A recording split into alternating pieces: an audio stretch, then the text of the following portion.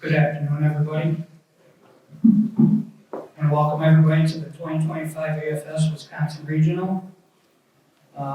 Today our kickoff speaker is Doug Kurkul, AFS Chief Executive Officer for AFS.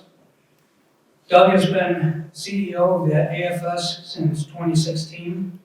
On his watch, corporate membership has reached 15-year high.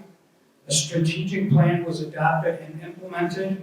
New programs and communications have been introduced, and society's balance sheet has been solidified through debt elimination.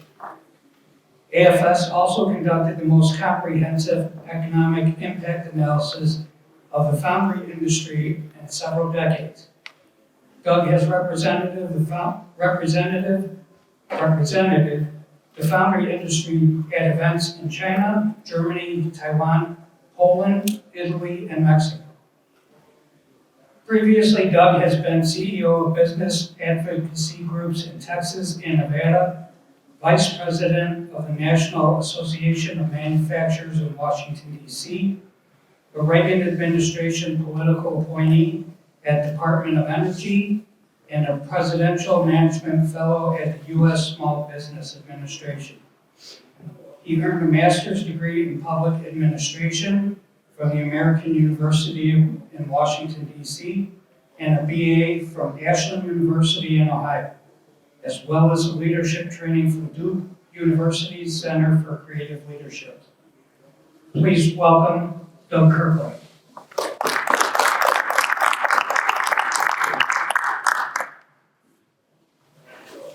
Hi, good afternoon, everybody. Thank you so much for being here. And a big congratulations to Chris and to Eric and everybody that has put together the regional at a new location of the same great tradition. Oh, are you hearing me okay? Is it good? Okay, sounds great. So this is actually, for me, my 10th Wisconsin regional. Just shows what a great tradition we have here. And again, it's the local leadership and the commitment to the chapters. Thank you so much for your commitment. So today's topic is the financial outlook for the metalcasting industry. And we'll start out with a snapshot of our industry. There's approximately 1,715 foundries in the United States, broken down as shown on the screen. 161 in Canada, and we are estimating, although it's not a 2025 figure, 511 in Mexico. I think there's more now, and we need to update that figure to get a 2025 estimate. So, let's talk a little bit about trends that affect our industry. Needless to say, one of them is the gradual consolidation. What this chart shows is that since 2016, we've seen consolidation from 1,787 foundries to our current estimate, which is 1,715. The consolidation that occurred in Europe to an even larger degree and earlier in the foundry industry has, of course, hit our industry as well. But in recent years, it's been very gradual, just a closure, a net closure, if you will, of somewhere between 8 and 14 per year. This slide shows the top 5 states for metalcasting facilities, and you see Ohio at the top and Wisconsin is number 5.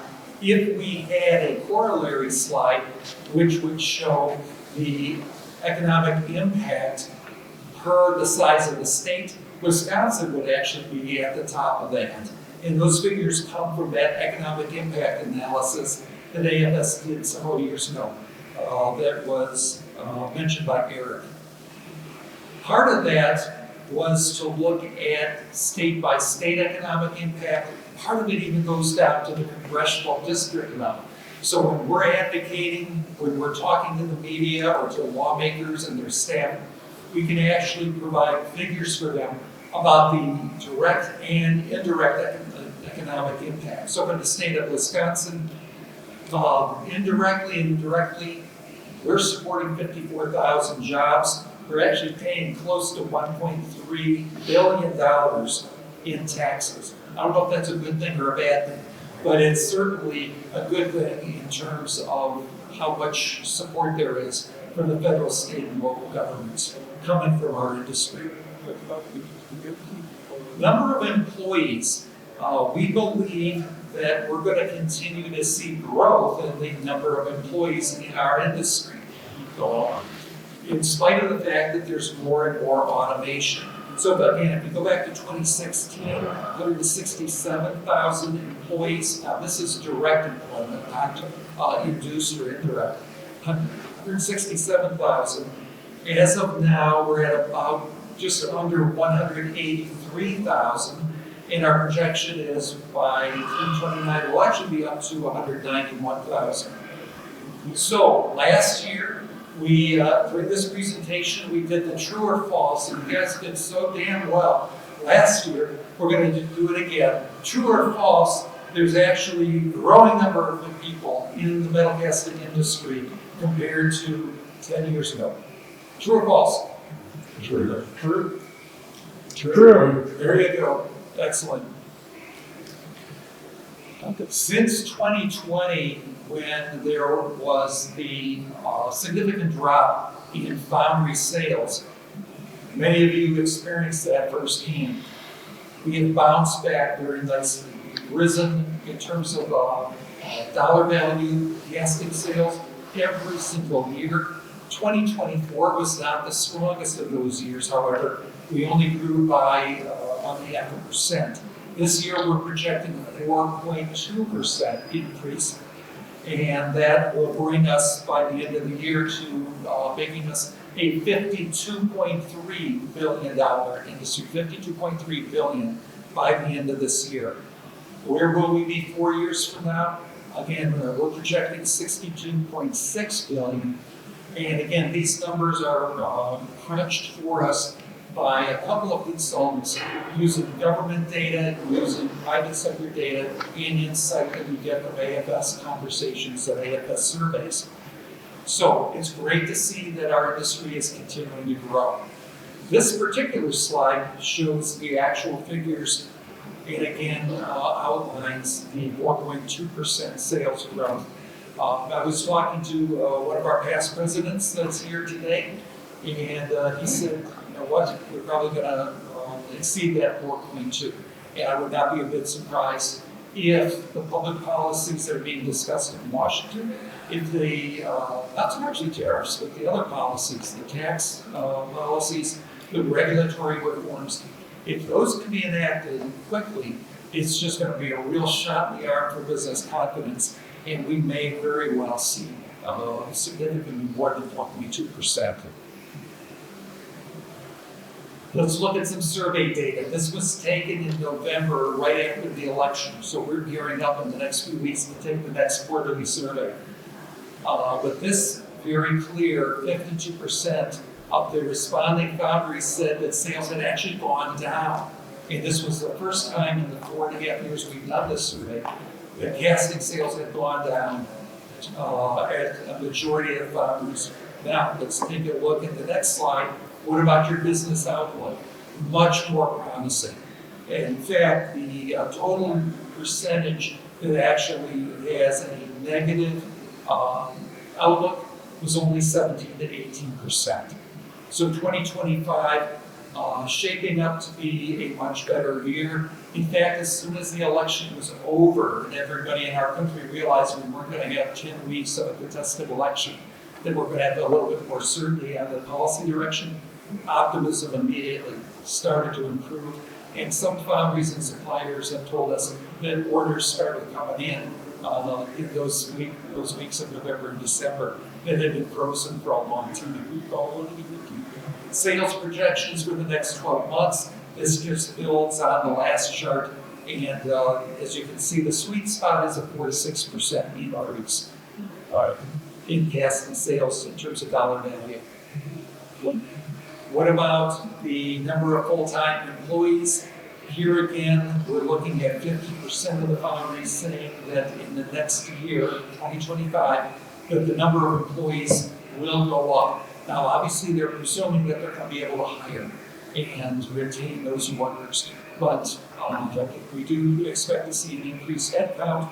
A lot of foundries also saying, well, no appreciable change. Very few think they're going to have fewer employees a year from now than they had in November.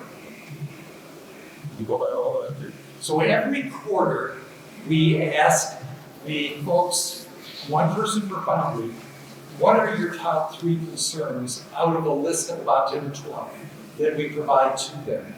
And it's very interesting to track this from quarter to quarter. And this was the first quarter that property and casualty insurance became the #1 top concern. And we're working with Cottingham and Butler to continue to provide information and resources. They're also rolling out a brand new foundry practice there. We want to see the foundries have as much success as possible in a very difficult insurance market. And that was #1. Demand for castings, a very close second in terms of the concerns. And then labor shortages, which for many, many quarters in a row had been the #1 concern. That actually dropped down to tied for third place, only 30% of the foundries, putting it among their top 3. And offshore competition also tied for third. We, of course, put this every quarter on our website. If you would like to follow it, just mouse over about Metalcasting, and it's available in one click. It's the second item down, quarterly survey. What about capital investments? This is another sign that we're a very healthy industry. 95% of the foundries in the survey indicate that they will be making capital investments, various sizes. Most of it, of course, tracks with the size of the foundry. But the other thing that we find very interesting is where are you going to be making those investments? So this chart shows that. The chart's kind of hard to read, so I summarized it here. Robotics at 29% of the foundries is actually #1, and then all these other areas are 14% of the foundries or more. And there's many other areas of investment that actually are slightly below 14%. But you can see the top areas: robotics, grinding equipment, molding automation equipment, core making machine tools, 3D printing, conveyors, environmental sandcraft, and so forth, right down the list. This is, from what we've been able to tell, a very good forecast. We ask this question every year towards the end of the year, and then those investments move forward.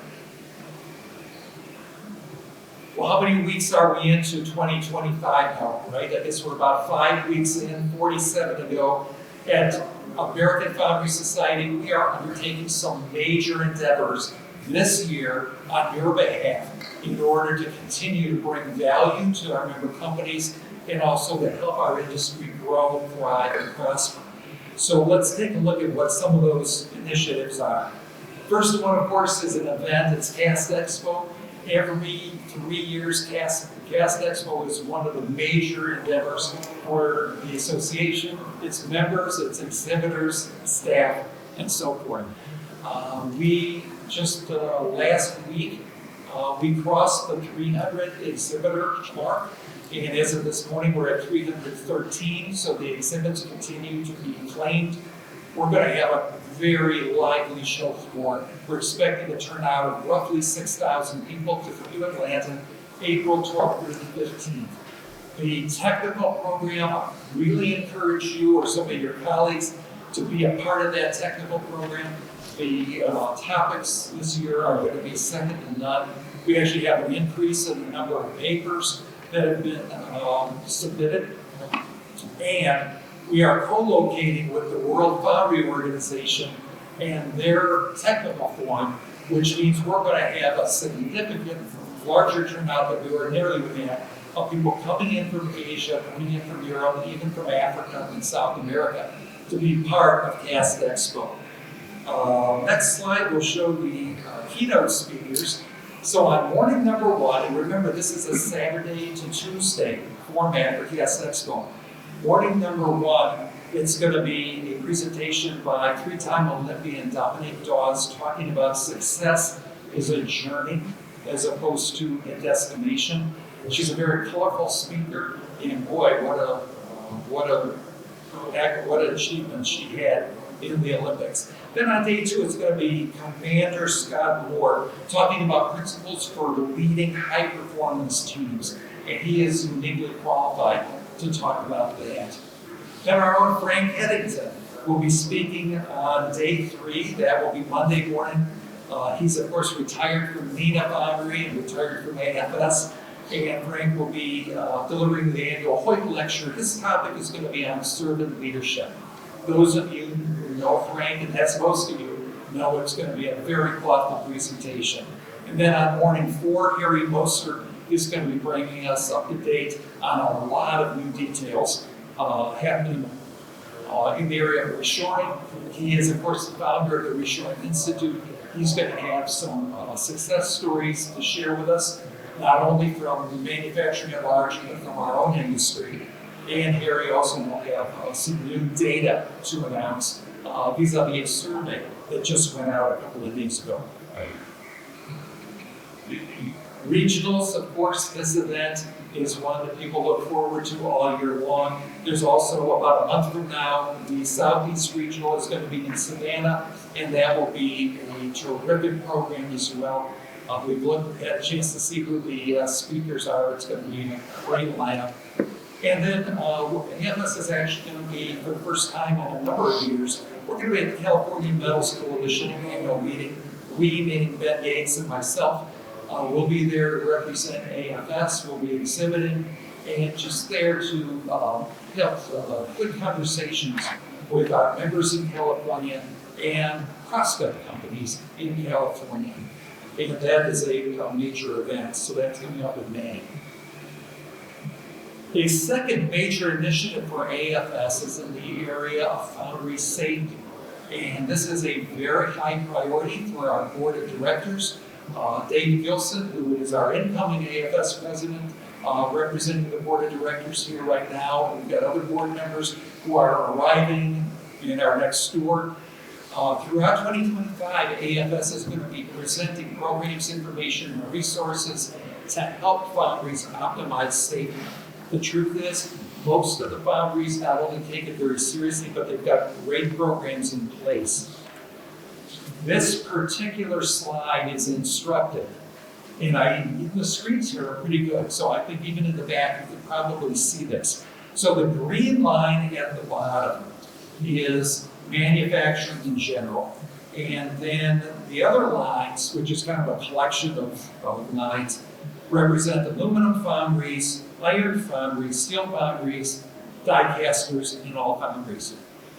So what can we make of this? Number one, we can conclude that since 2003, in the 20 years since then, manufacturing in general has gotten much better at safety. We not only record more of the incidents that happen, but there are fewer incidents occurring. Then we can also conclude by that kind of clutter of those lines that metal casting is not yet as good as the folks in general manufacturing when it comes to total case incident rates. So we need to continue to get better. What's AFS going to do this year? Well, we've got in October, we've got the annual conference. We've got a webinar that is on the archive on-demand section of our website. It was just recorded 2 weeks ago or 3 weeks ago. And it is not only open to everyone who's a part of AFS, but all 7 of the metal casting associations. We want to push it out, make it available, because safety crosses all parts of our industry, and it's that important. In addition, when you get your February issue of Modern Casting, you're going to see half the issue is dedicated to safety. Lots of great content in there. We also have 2 new modules in the Foundry e-learning suite in the area of safety. One is going to be brand new. The other has been completely rewritten, and it's now at the production team. One of those is actually going to be made available free across industry to help introduce people to Foundry e-learning and to just help deliver the safety message. In addition, we've got a health and safety guidebook It hasn't been updated in several years. It has been updated and it'll be ready by CAST next fall. So a lot of things happening in this very important initiative. Artificial intelligence. How many of you would say that you're following developments in artificial intelligence? So like 3/4 of the hands have gone up, and what AFS is really excited about is that by the time we gather in Atlanta in April, we will have enhanced artificial intelligence search applied to the AFS Technical Library. This is going to make what's already the best English language Metalcasting library in the world, it's going to make it even more powerful because of the breadth of information it will pull, and then the citations that will be on the right-hand side, and your ability then to take and just tweak your question, and AI tweaking the answer, remembering what it just told you. It's going to be a really powerful tool and good technical information for the metalcasting industry. So that's a major initiative. It is actually part of another major initiative, which is a 5-year digitization initiative. And we are just beginning year 2. This is federally funded by the Defense Logistics Agency. What have we already seen? Well, the technical library now has an app that came out last year. There's a My Catalog feature where you can save. You can save your favorite articles. There's also, for our bookstore, there's a brand new look and feel. That's because that bookstore is also going to be a key part of the digitization initiative. Where will we be? Well, later this year, the first of the technical books is going to be digitized, and it'll become searchable, and it'll be something that's on one of your colleagues or yourself, if you're on a Foundry floor, you won't have to walk back to the shelf and find the book. You can do that if you want to, of course, because most of you have those books, but you'll also, on a subscription basis, be able to access those right while you're on the factory floor. In addition, we will be adding videos, and these will be videos, not only videos of processes, but also training videos. And so people sometimes ask, well, where are we headed on training in our industry? This is one of the answers to that, and that is that the digitization initiative will accommodate training videos that right now are limited to only if you take a course through the Institute. Reshoring, another very important initiative. Now, here's a statistic, and you all have seen this happen. Globalization over 20 years resulted in the closure of 70,000 factories and the loss of more than 6 million manufacturing jobs.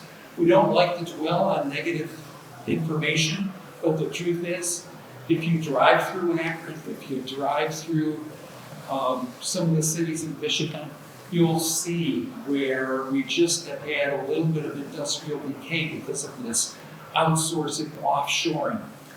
The pandemic has opened policymakers' eyes, and there is a growing, frankly, voters' eyes, and there is a growing commitment now to onshoring, reshoring, and nearshoring. AFS has been supporting the reshoring initiative for more than 10 years.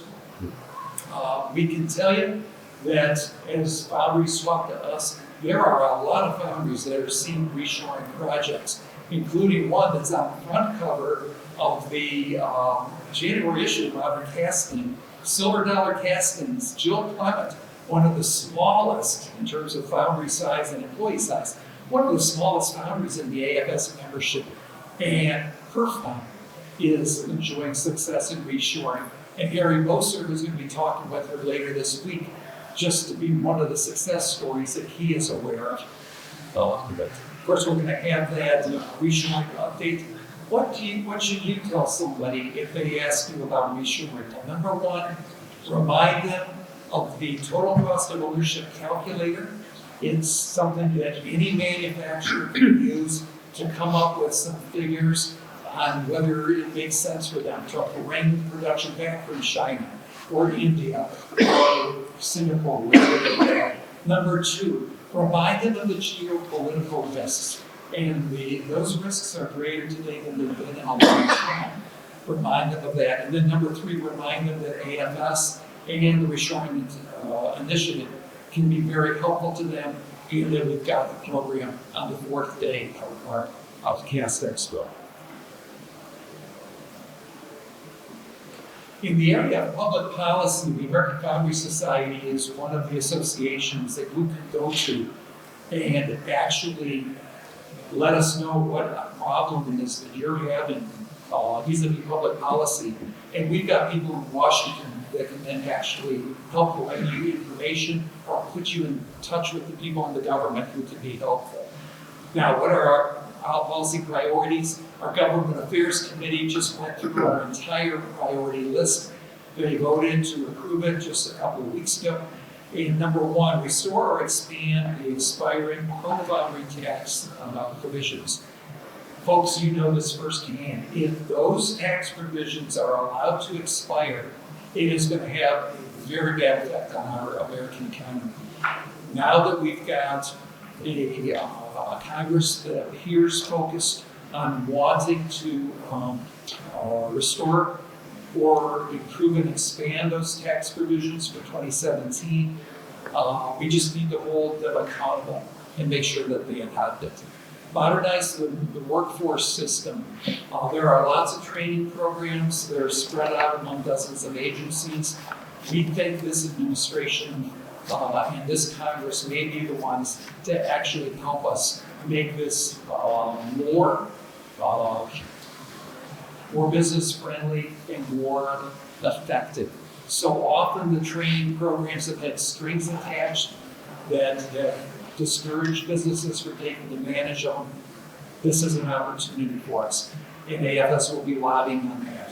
Roll back the regulatory overreach, whether it's that HAM 2.5 regulation or any number of others, heat stress, which would affect a lot of foundries.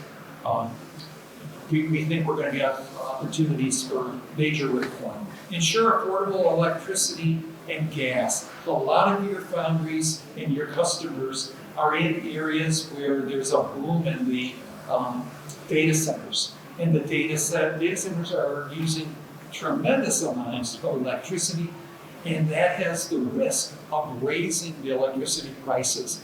Historically, that's been an advantage for the United States to Europe, but we need to make sure that we have pro-energy, all of the above, if you will, policies, so that yes, we embrace renewables, but we're also using other things like natural gas, taking full advantage of those. Crack down on the trade cheats. There's actual legislation, 2 bills in particular, that Congress needs to pass that will give the federal government more power to crack down on those trade cheats. And then focus the tariffs where they'll do most good. You all know that on Saturday there were executive orders on tariffs, and lo and behold, by yesterday, the Canadian government and the government of Mexico actually already agreed to some concessions and to further talks.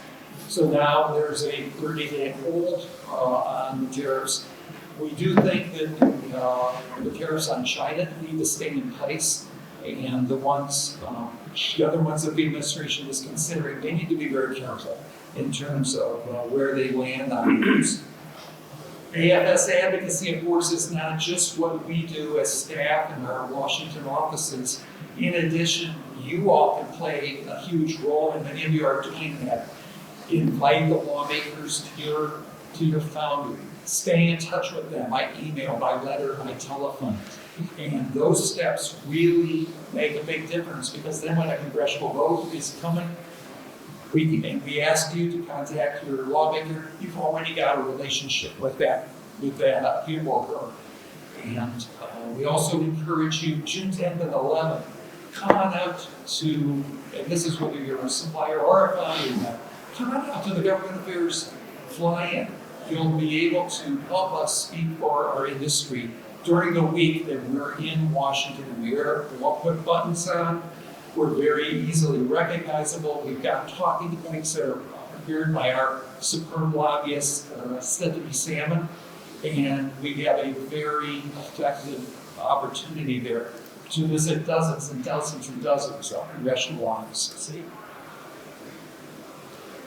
Technical research is another major endeavor for 2025 for the American Foundry Society. So at the moment, we've got $342,000 in AFS-funded projects. Plus, we've got more projects in the pipeline coming through the technical committees and headed soon to the research board. On top of that, $6.4 million in Defense Logistics Agency funded projects that AFS is coordinating. And later this month, we expect to get the first installment of $4 million of aluminum research for castings.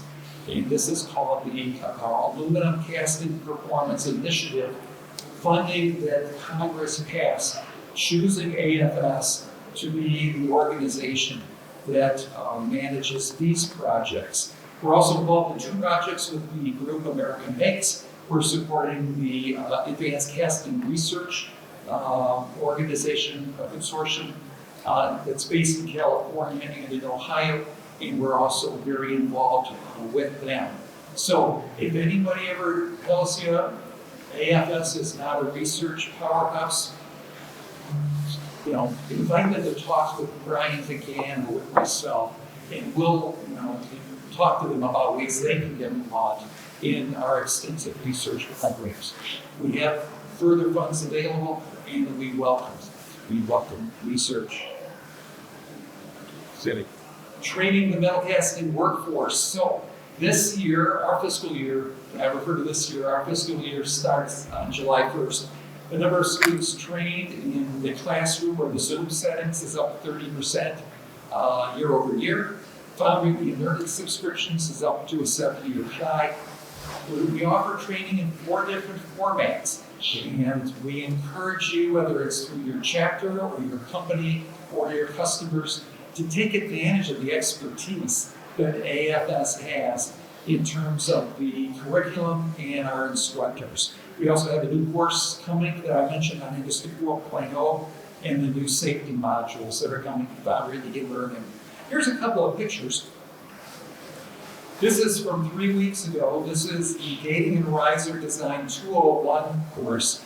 And as you can see, a full house of more than 30 students participating.